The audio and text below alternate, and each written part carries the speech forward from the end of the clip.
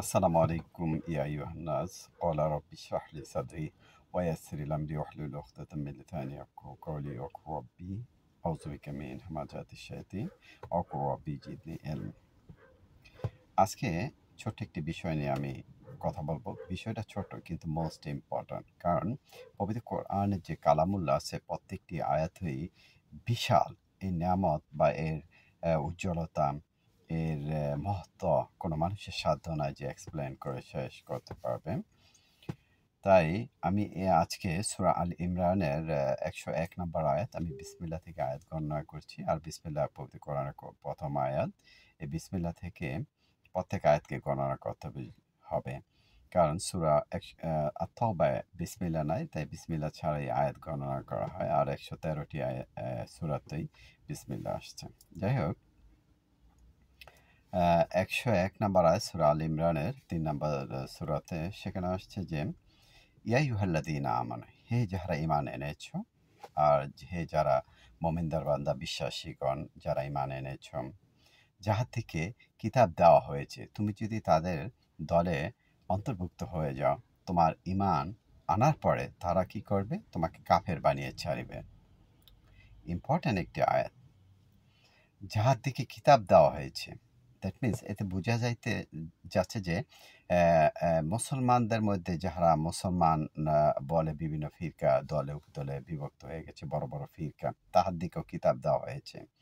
কিন্তু তাদের কিতাব দেওয়ার পরেও তারা কিতাবের সাথে আরেকটি কিতাবকে সংযুক্ত করে ফেলেছে, লাহওয়াল হাদিস, যারা মানুষের হস্ত দ্বারা লেখছে যে হাদিস। এই জন্য বলতেছে যে যারা পবিত্র কোরআনের উপরে এবং এই পবিত্র কোরআনের রুজুকে ধরে আছে তাদেরকে সম্বোধন করে আল্লাহ পাক বলছে যে যাহার দিকে কিতাব দেওয়া হয়েছে তাদের দলে যদি তুমি অন্তর্ভুক্ত হয়ে যাও, তাহলে তারা তোমার ঈমান আনার পরে কাফের বানিয়ে ছাড়বে। তাই সতর্ক করে দিচ্ছেন যে যারা আল্লাহর রুজ্জুকে ধরছেন, আল্লাহর কিতাবকে ধরছেন, তাদের দলে উপদলে বিভক্ত করতে না বলছে। আল্লাহ এক এবং আল্লাহ তৌহিদ এক, এই পবিত্র কোরআন এক, আল কিতাব এক। এই জন্য এই সূরা আল ইমরানের ১০৪ নম্বর আয়াতে বলছে যে ওয়া'তাসিমু বিহাবলিল্লাহি জামিয়া ওয়ালা তাফাররাকু, তোমরা আল্লাহর এই রুজ্জুকে শক্তভাবে ধরো। এটাকে দলে উপদলে বিভক্ত করো না। এই যে আজকাল দলে বিভক্ত করে শিয়া, সালাফি, সুন্নি, হাম্বলি, ওয়াহাবি, খারিজি বিভিন্ন দলে উপদলে বিভক্ত হচ্ছে। তারা কোরআনকে মানে, এর সাথে আংশিকভাবে আরেকটি পার্ট করে ফেলেছে লাহওয়াল হাদিস। এইজন্য মুমিনদার বান্দা যারা পবিত্র কোরআনের রুজুকে ধরে রেখেছেন তাদেরকে আল্লাহ সম্বোধন করছে, বা তোমরা সতর্ক থাকো। তোমরা যদি তাদের দলে অন্তর্ভুক্ত হয়ে যাও তাহলে তোমাদের দিকে কাফের বানিয়ে ছাড়বে। তাই আপনারা সতর্ক, যারা পবিত্র কোরআনের রুজুকে ধরে রেখেছেন। আর যারা অন্য দলে উপদলে বিভক্ত হয়েছেন তারা ওই দল উপদল থেকে এসে আল্লাহর রুজুকে ধরে রাখেন।